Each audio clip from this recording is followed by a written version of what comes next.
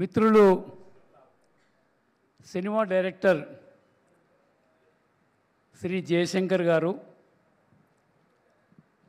వారి మొదటి movie paper boy బాగా హిట్ అయిందని విన్నా.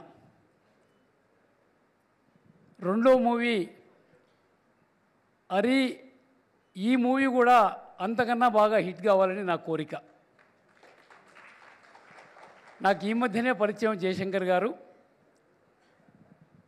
అంటే చాలా మంచి సినిమా తీయాలని తపన ఉండేటువంటి వ్యక్తి, సమాజానికి ఓ మంచి సందేశం ఇవ్వాలి అని భావించేటువంటి వ్యక్తి.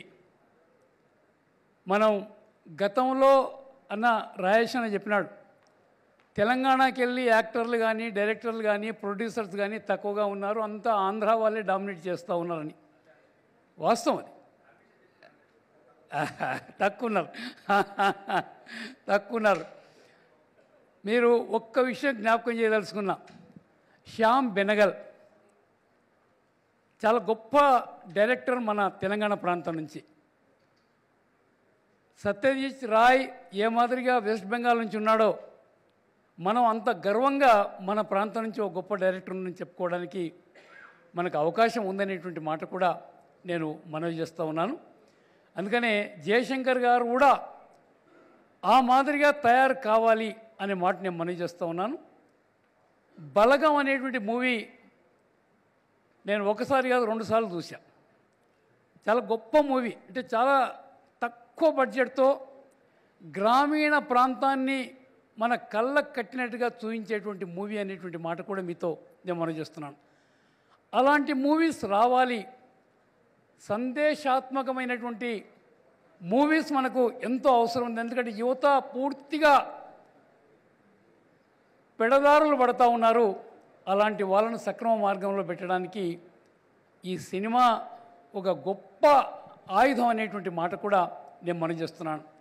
ఇలా హరి వారు చాలా గొప్పగా, అంటే వేదాలు, ఉపనిషత్తులు, భగవద్గీత ఇవన్నీ కూడా ఈనాటి యువతకు చెప్తే వాళ్ళ మెదడుకు ఎక్కదు.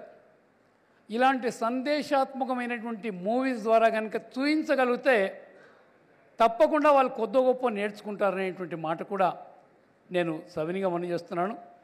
ఇలా వివేకన్న ఉన్నాడు, రవీంద్ర రెడ్డి గారు ఉన్నారు, రాయేష్ అన్న ఉన్నాడు, వెంకటరమణారెడ్డి గారు ఉన్నారు, చాలామంది గొప్ప వాళ్ళు ఉన్నారు. వాళ్ళందరూ కూడా నేను చేతులు జోడించి, అదే మాదిరిగా ఈ మూవీలో పనిచేసినటువంటి యాక్టర్సు, మిగతా టెక్నీషియన్స్ అందరు కూడా ఏదైతే జయశంకర్ గారికి సంపూర్ణంగా మద్దతు తెలిపినారో, వారు చాలా గొప్ప డైరెక్టర్, తెలంగాణ ప్రాంతం నుంచి మాకు ఉన్నాడని చెప్పుకొని మనం గర్వించే విధంగా వాళ్ళు తయారు కావాలని నేను మనసారా కోరుకుంటూ, నాకు ఈ అవకాశం ఇచ్చిన పెద్దలందరికీ నా హృదయపూర్వక నమస్కారాలు నేను తెలియజేస్తున్నాను. నాకు సుదర్శనాచారి గారు చాలా కాలం నుంచి పరిచయం, వారి దగ్గరే మన జయశంకర్ గారు నాకు పరిచయం. వారి మనవడు ఈరోజు ఇక్కడ మన మధ్యలో లేరు. వారు కూడా మన అంటే రావాల్సి ఉండే, ఎందుకో రాలేదు. అలాంటి వారు కూడా చాలా అంటే అరుదు, చాలా ఎంకరేజ్ చేశాడు వారిని, ముఖ్యంగా జయశంకర్ గారిని. అందుకని వారి ద్వారానే నేను ఇక్కడ రావడం జరిగిందనేటువంటి మాట కూడా నేను మనవి చేస్తూ, మళ్ళీ ఒక్కసారి జయశంకర్ గారికి నా హృదయపూర్వక అభినందనలు, ఆల్ ది బెస్ట్ విషెస్ తెలియజేస్తూ నేను సెలవు తీసుకుంటాను. నమస్కారం.